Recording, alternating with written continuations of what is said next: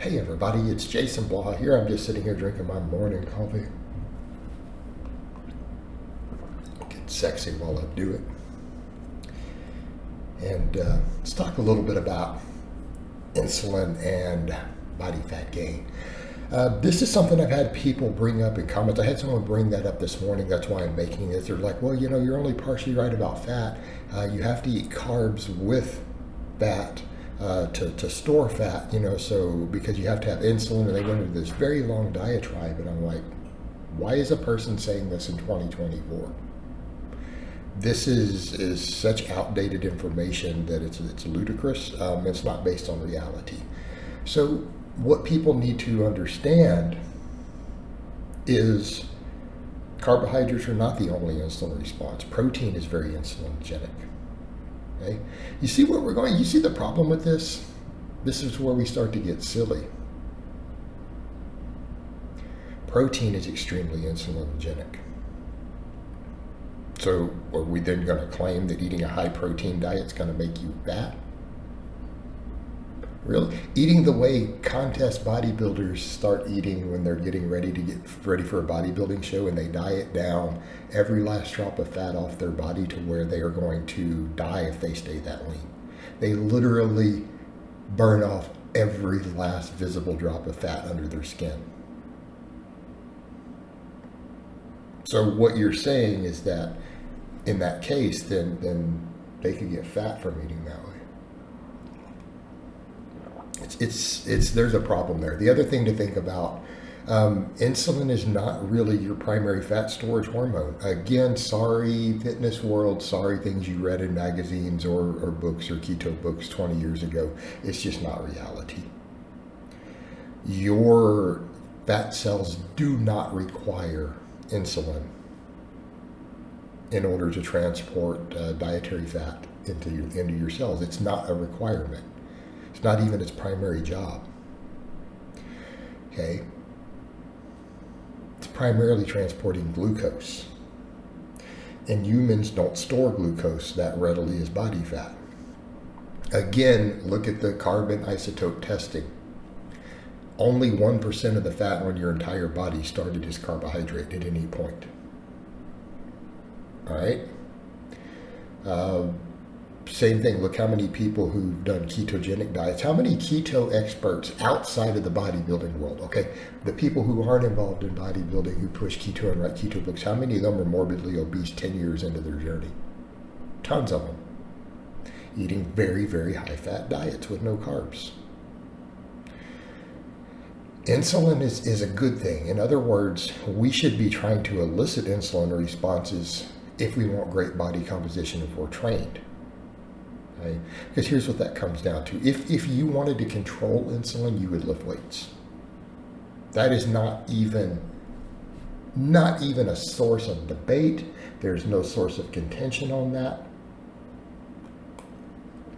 Full stop.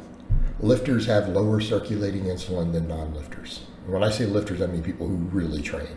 Okay? People who train like I train. Have you guys seen any of my blood work I put up a long time ago? Over a year ago, last year. My fasting glucose and fasting insulin were below normal.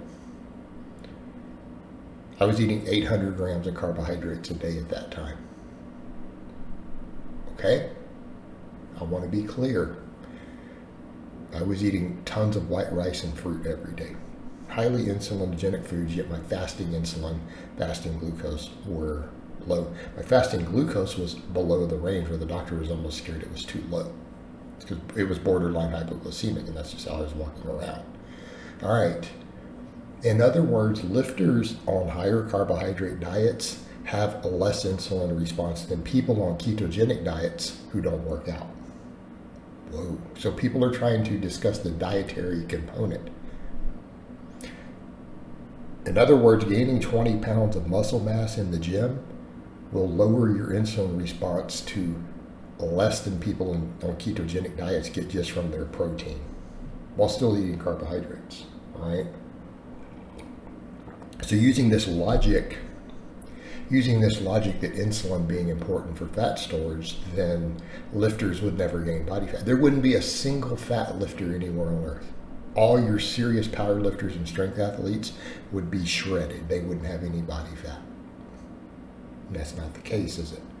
Why? Because a lot of them eat really high fat diets, really high calorie, really high fat diets. That is the key. Okay? People on ultra low fat diets don't really gain fat, even on high calories. That's a whole separate topic, because the insulin itself is not really the issue. It's not really the issue. Now, people who have insulin resistance problems, there's an appetite component. Blood sugar low, appetite up. So then they're going to eat more fat. They're going to eat more calories. They're going to eat more fatty foods. They're going to move less. Yes, they're going to gain fat. But the insulin, it's because of their fluctuations in blood sugar. And then they're overeating. Right? That's what's causing it. Lethargy and appetite. But the insulin itself is not responsible for that. Again, I want to be clear. Your fat cells do not require or utilize insulin for purposes of transporting fat into them. It's not necessary. And again, this is what's known in the lab. This is observable. This is pretty much regular biology. This isn't anything far-fetched. Again, that's not the role of insulin. So there's been this really bizarre thing with that. The concerns with insulin historically have been high circulating insulin means your muscle cells and organs and tissue are burning only carbohydrate for fuel. Okay, that's the concern. They're not burning fat, right? They're not burning fat because they don't need it. That shuts down their fat burning because they're going to preferentially burn carbohydrates because that's what the insulin is shuttling into them. Okay? And your solution to that is not, well, let's just eat more fat instead of carbs, because then they're burning fat, and then the extra fat you're eating is just storing as body fat. That's not a solution. Again, that's why not everyone who does a keto diet is lean. That's why plenty of people gain body fat and stay fat on those diets. Because they're barking up the wrong tree. They're misunderstanding the situation with insulin, right? They're misunderstanding it. It's purely switching your body's fuel tank. And again, in a calorie deficit or even certain situations on low fat or high protein, we can recomposition it if we lift weights. It is possible to be gaining muscle and to be losing a little bit of body fat concurrently over time. So again, even in a higher insulin environment, but keeping in mind, if you lift weights, your circulating insulin is much lower no matter what, because you just do not need that much of it.